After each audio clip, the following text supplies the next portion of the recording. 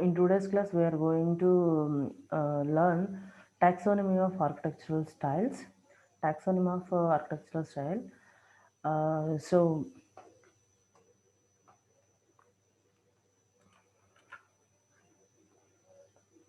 right, taxonomy of styles in a software or architectural styles, whatever it may be. Here we are having five architectural styles are there in our software engineering. So coming to the first one is a data centered architecture. So what is the first one? Data centered architecture. Second one is data flow architecture, call and return architecture, object oriented architecture, and layered architecture.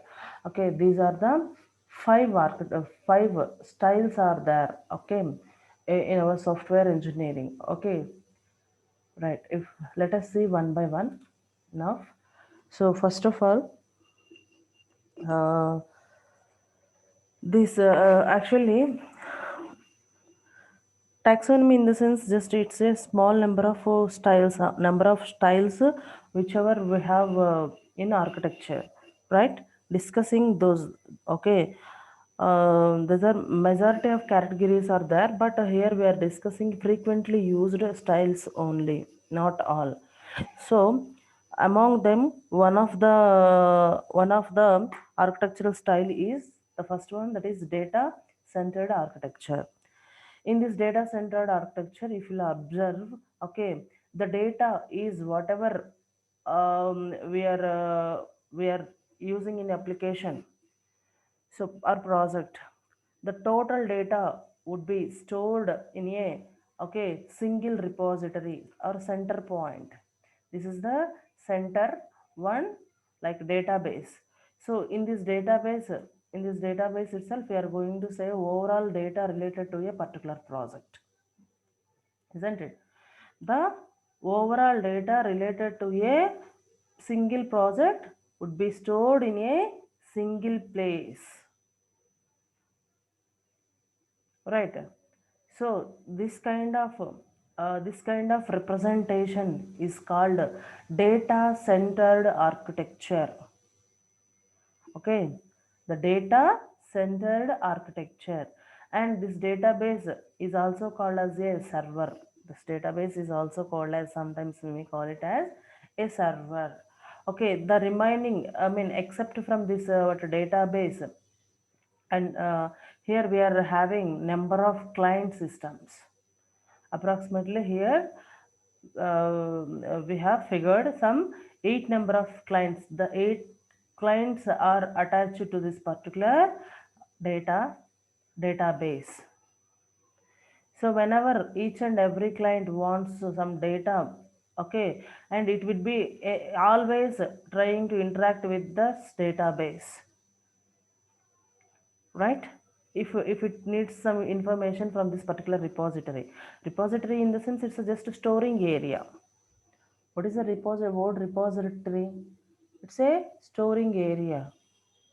Okay, database is also called as a storing area of data related to our work.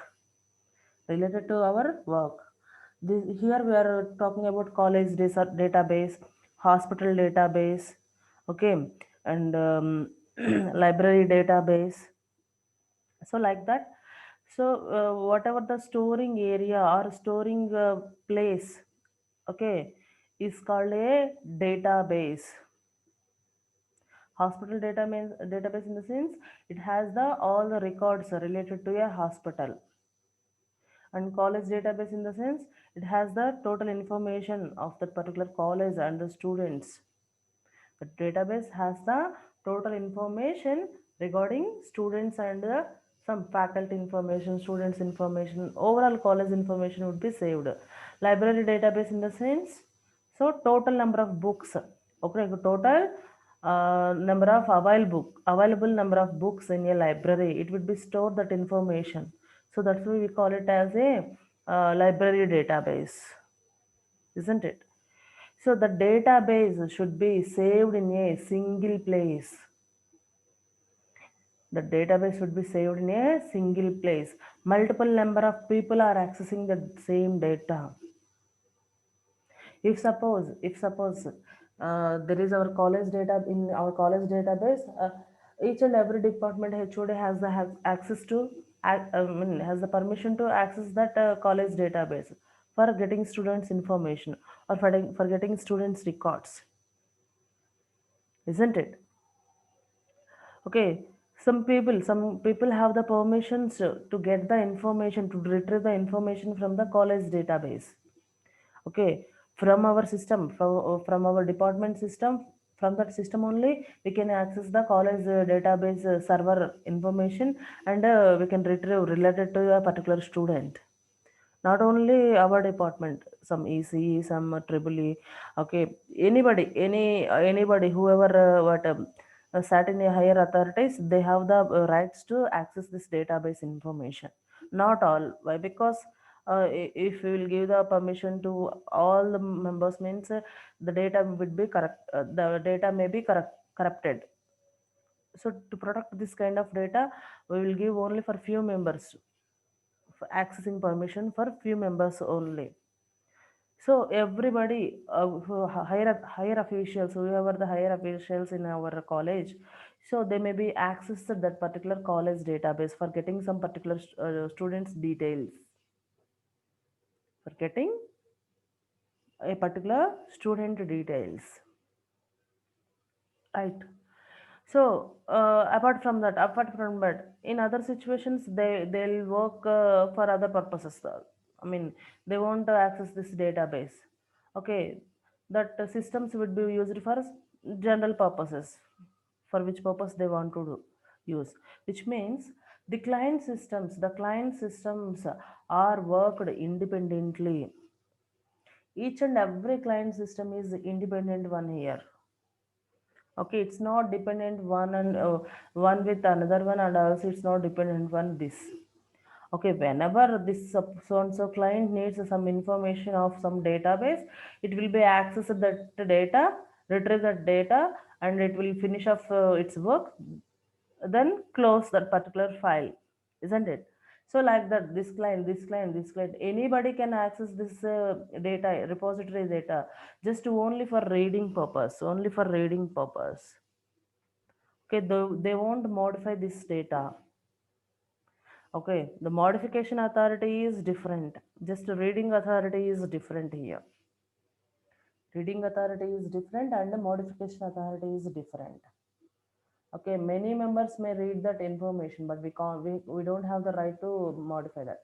Even though now, if we are going for some railway reservations also, we are retrieving the data. Okay, mean based on our traveling traveling place, which means suppose if I want to travel from Guntur to some other whatever to Tirupati. Okay, then I may search for the trains, whatever the trains are available in this particular route, Guntur to Tirupati. So accordingly, it will show the all the details, trains details. Okay, which trains are running in this particular Tirupati to Guntur, and even though with dates also. So based on that, we may go for a reservation. Okay, if we want to travel, otherwise just we'll close that particular what window. Okay, just we are retrieving the data from that server, from a Indian Railway server, from Indian Railways server only. Just we are retrieving the data, but we are not having the right to modify that information, isn't it? Now we are the one client. We are the one client. So our system is also an independent one. If we want to access the railway information, we can access. If we want to, okay, see the what buses information, we can see from our system itself. Okay, if we want to search for the movies, okay, which theaters to watch movies, we can search from our system. So our particular system is our particular laptop is a independent one. It's not dependent one. So I may use, this is the one kind of configuration laptop. I may use some other kind of configuration laptop. So then also it would support to access any kind of information. That's the Indian Railways information or RTC buses information, any kind of information. Okay, here also the data related to a particular application would be saved in a center place. Okay, in one like one database, otherwise one system. It's like you will think it is like a server system. Your total data related to one application would be saved in this particular system, server system. So the remaining clients, whenever they want to, okay, retrieve the or access the information, they can access. Okay, I mean, they will request for the data to the server and it will give the acknowledgement according to that request by a client. Then remaining times they would be work independently, right? Okay. This is this kind of what architecture is called. This is one kind of style, architectural style. The name is data standard architecture, and also it promotes the integrability, which means total data would be saved in a center point. There is no secrecy, which means any client can access this data. Total data would be integrated at this saved at this single place. Okay, this is about first one. And if we'll see the second one, what is the second one? Data flow architecture. The second architecture style is data flow architecture. This data flow architecture has a pipe and filter structure. This data flow architecture has pipes. Here we have some name pipes and filter architecture. What is a pipe and what is a filter here? The filter, each and every filter is called a individual component. The each and every filter is called a component, and pipes are the connectors in between these components. Okay, pipes are the connectors between these components of a system. If you think this is the overall software project or this is total system, so how the component, one component is attached with another component, I mean the data flow between, okay, one component to another component. This is component 1, the data flow is like this is component 2, the data flow is, the data is flow is in between three components again here. So like that, this is the data flow architecture. The name itself, okay, it gives the clear information how the data is flow in between the number of components belongs to a single system, belongs to a single system. If it is, if we will take this one as a single project or system, so how the data flow is, okay, to manage or in data flow is there in between the multiple number of components whichever we are using in our what system or project here, right? And here the each and every component is also independent one. Okay, so each and every component is a independent one. There is no relation between I mean it has some it will take some input and it will produce one kind of output, isn't it? This filter 1 or component 1 will take one input and it will produce one kind of output. That is a input for filter 2, which means component 2. So every filter, every component is independent here. Okay, no dependency, except until unless it may take the input. I mean, if it receives the input, okay, then it will be worked independently, then it will produce some output after finishing of its function, its task, then it will release some kind of output that will be attached to some other components. Like that this architecture would work. So no component would be responsible for neighbors working, which means how the other filters are working, how I am working. Okay, like that. No worries for other components or other filters in this architecture.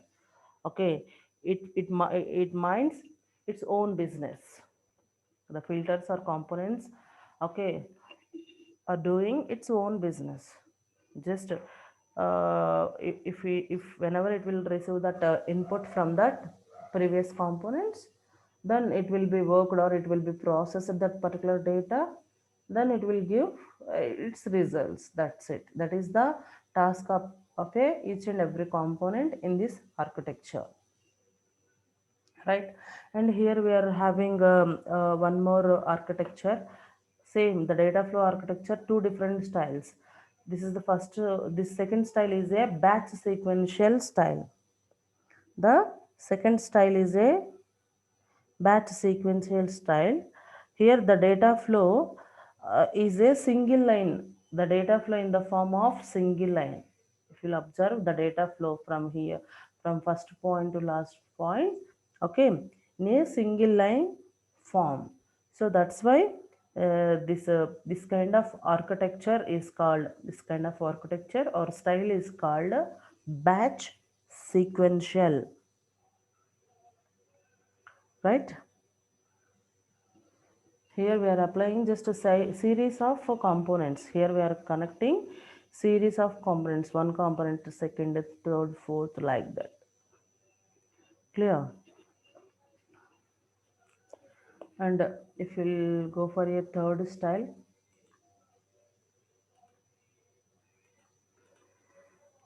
call and return architecture. What is the third one here? The third one is call and return architecture. So if you'll observe this call and return architecture, this is like a hierarchy fashion. This is like hierarchy fashion, which means a main program can be divided into three number of subtasks, that is A, B and C. Again, this A can be divided into two subtasks, D and E. So like that the overall project can be, okay, divided, okay, in hierarchical fashion or otherwise in a tree fashion. If you want to execute a complex modules, then mandatorily we must what divide the total module into a number of sub modules and sub programs, like that. Okay, so then only after dividing like this, okay, we can provide the solutions for each and every subtasks. Then finally we are going to solve the overall module here, isn't it? This is a general what architecture whatever we have seen till today. Okay, it's what it's what just it's a hierarchical fashion. Here we are going to divide the total number of the module into a number of sub programs here,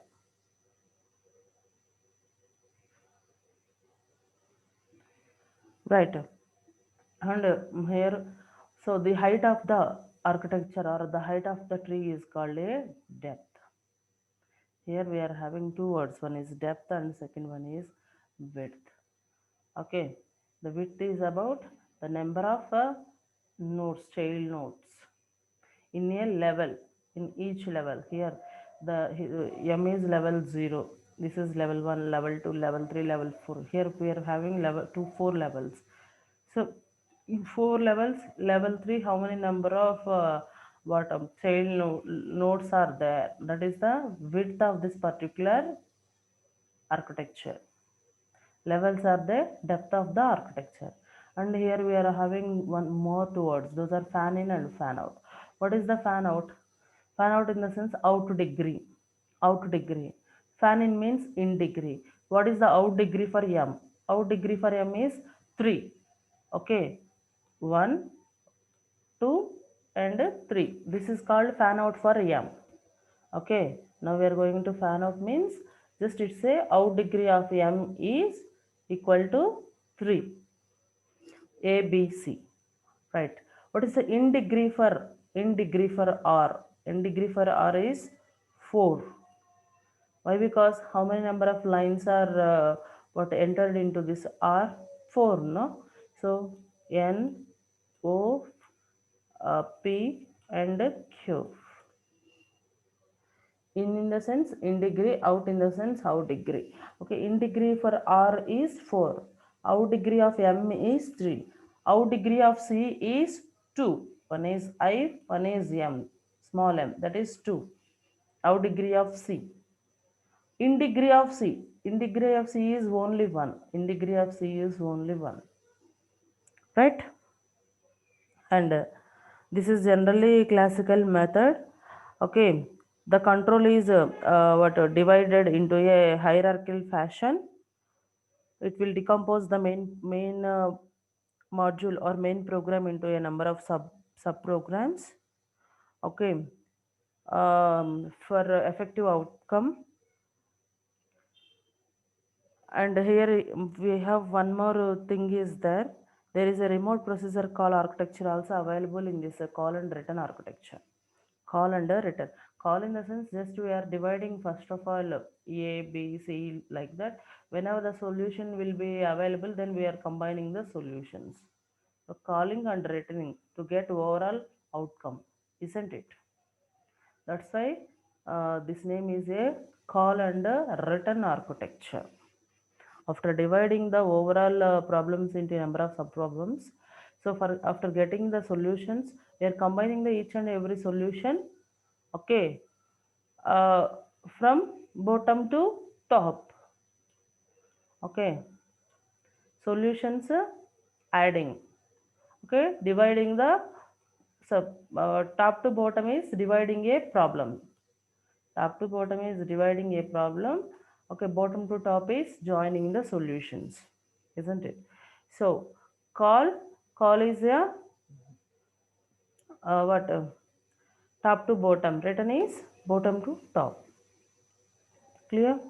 This is one kind of architecture which is used in a project. And coming to the fourth one is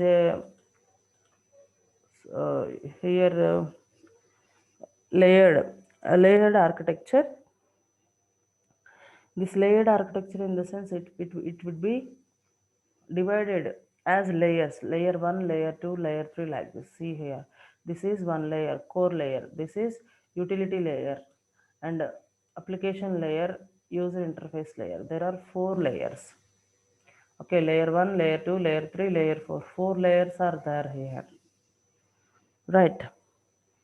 So that overall project can be divided into a basic 4 layers structure here.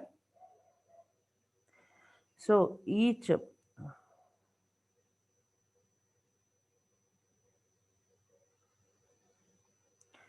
layer performs its own tasks. It own tasks. Suppose if we'll talk about this outer layer, what is this? User interface layer. Why are we using this user interface layer? User interface layer performs okay services at user level, which means it is a mediator between the system and a user, isn't it? So that is the task of a user layer. Okay, like that in inner layers here in inner layers, intermediate layers are used for some other services and applications of a particular project. And this core layer is used for okay to operate at the operating system level. So core layers are used for if we are going to which kind of operating system are using in our project, so how we are going to interact with that operating system, how that operating system should support to our project, like that. Okay, we are going to what divide this overall project into a number of layers. This is one kind of architecture here. Okay, so each and every layer provides some services. User interface layer provides service to users or customers, and these intermediate layers provide some utility and application services to that particular function. Okay, and this last layer, core layer, is providing support with the operating system whichever you are using into our software project. Okay, this is about layered architecture. If we will see the next structure. Okay, it's not there here. Okay, the next structure is we didn't have the diagram for the one more architecture. Okay, that is a object oriented architecture. See, this is the object oriented architecture. Till now we have discussed data centered architecture, data flow architecture, column written architecture, and layered architecture. Okay, these four architectures have the diagrams, but for object oriented architecture, here you don't have any kind of diagram, but already you know that. So class diagrams, what are the class diagrams are represented? Represent Class diagram representation is coming under a object oriented architecture here. Already you know that the class is used to encapsulate the data and methods of that particular class. Okay, and also if any class wants to talk with another class, means by using a message passing concept, the components whichever used in object oriented architecture, okay, may pass messages for a communication purpose. For a communication purpose, everybody nowadays, everybody is using this object oriented architecture only. It's a one kind of modern style. It's a one kind of modern style. Why? Because here we are having many features, many advantages with this object oriented approach. That's why the coding is also developing in this object oriented approach, as well as the designing also. Designing, in a sense, it's just class diagrams. Okay, it's a representation of class diagram. So whenever we represent the design in class diagram, automatically we would implement the coding also by using either C++, Java, Python, okay, whichever support the object oriented concept or features. Clear? So this is the fifth one of the important one. Okay, among these five, object oriented is one of the best one, and after that I think a data centered architecture. Why? Because if any client server architectures, if we are developing any kind of client and server architectures, then we are in need of data center architectures only. Okay, so this is about the architectural styles. Now let us move to that next one. What it is? Architectural styles is over now. Then we are going for architecture pattern.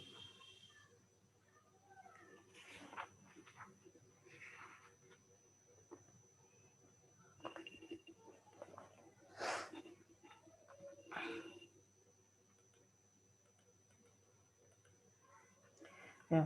Uh, Architectural patterns. So what is the architectural pattern? Here a single statement, a design solutions to a recurring problem. Okay, repeatedly some problems would come in similar projects. Okay, many projects components, not all the components, but many projects, few components or few modules are same, similar modules. So for those similar modules, here we are having some existing patterns, existing styles to develop those components, to develop those modules here. Okay, some user interface modules are common to each and every program. User interface modules are common to each and if suppose if you will take many applications, if you take Facebook, if you take Gmail, so Gmail is also asking the login credentials. Facebook is also asking login credentials. Like that, if you open online library management system, it is also asking some login credentials. Okay, not only these three, many applications are asking login credentials. Login credentials in the sense username and password. Okay, authorize your Gmail address and password. Okay, even Dropbox facility. So everything, many applications need, okay, username and password. Those are the login credentials. Even not only those, even bank, I think some net banking systems also asking login credentials. Every application, maximum applications are needed some this what username and password for providing security to our data, isn't it? So for each and everyone, that is a common. If you want to fill up any application also, then it would ask you, first of all, register. You need to go for a registration into that particular site. It may be a course, or it may be some application fill up. Everything it would ask some registration from you, isn't it? Why? Because whether you are the correct user or not, after after filling the application, if you are the correct user, or you are a wrong person. Okay, so for identification of that one, it is asking every application, maximum all applications are asking what user ID and passwords. Those are the login credentials here. So see, till now we have discussed more than five applications. Till now we have discussed more than five applications. All applications is asking user credentials, login credentials. So that login credentials page is common for everyone, isn't it? It's a Gmail, or it's a Facebook, or it's a what a Dropbox, or it's some suppose you are writing examinations, MSET or GATE examinations. Those also, if you want to fill up application in online, then they will also ask him some login credentials. Okay, in some other courses, if you want to log in, suppose NPTEL courses or some other courses, it may be asked some what login credentials. So if you'll observe only five applications, in these five applications, what we observed, the common factor is login credentials. Login credentials means only it has two sign in option, and two labels, or two text boxes, two labels and two text boxes. If whatever we have entered into those text boxes, it will be checked. I mean, it will be checked for old one, with the old one, whether it is correctly given by the user, or it is a wrong credentials, like that. So the checking system, everything is common for all. So this is called a what existing pattern, a common things which are using in a applications, isn't it? So for such kind of common things for applications, we are having some designs. If you want to develop today, if you want to develop one application, that application is also needed this kind of login credentials means. Okay, directly you may select one of that existing coding or existing thing. Okay, no need to design a new things, isn't it? So that is called here the design pattern. The design pattern is existing designs to a similar projects, or existing designs to a universal problems, solutions for a universal common problems. Right. Uh, here also the same architectural patterns for a software is a specific approach for handling some behavioral characteristics of a system. Specific approaches or existing approaches for handling some behavior characteristics or common characteristics of a project is called architectural patterns here. And also the I mean the examples for this architectural, these are the some representative examples for architectural patterns are: first one is a concurrency, second one is persistence, third one is distribution. Okay, concurrency, persistence, and distribution. See, here the concurrency means applications must handle multiple tasks in a manner that simulates a parallelism, which means at a time more than one application can be executed Concurrent transactions. Concurrent transactions means at a single unit of time, the multiple transactions would be executed. Okay, that state is called a concurrency. Right. Here also, if we are using some operating system process management, here also we are having one pattern. Okay, for operating systems, we are having a pattern.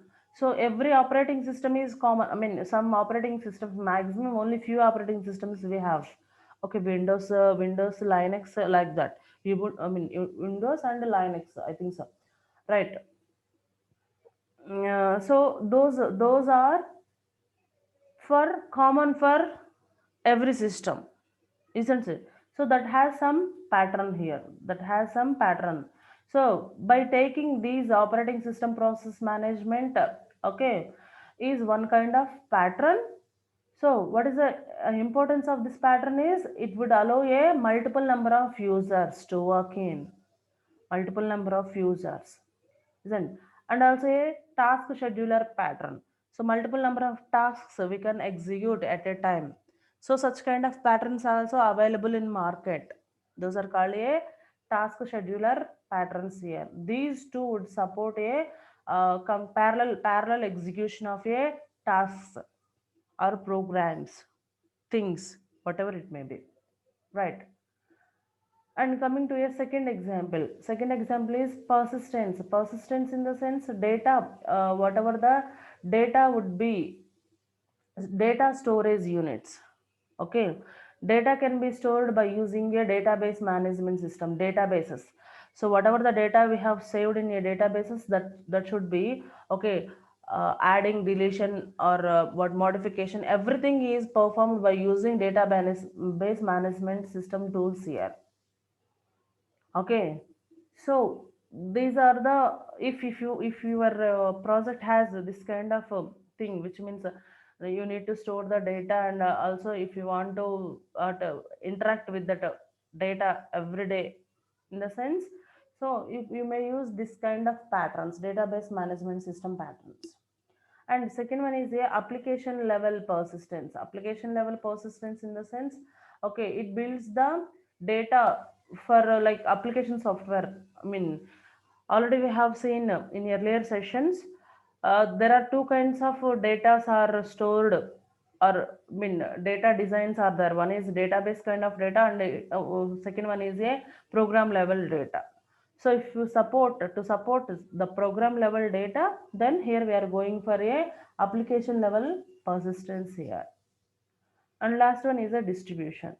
So distribution in the sense in which the system and components within the system communicate with one another in a distributed environment.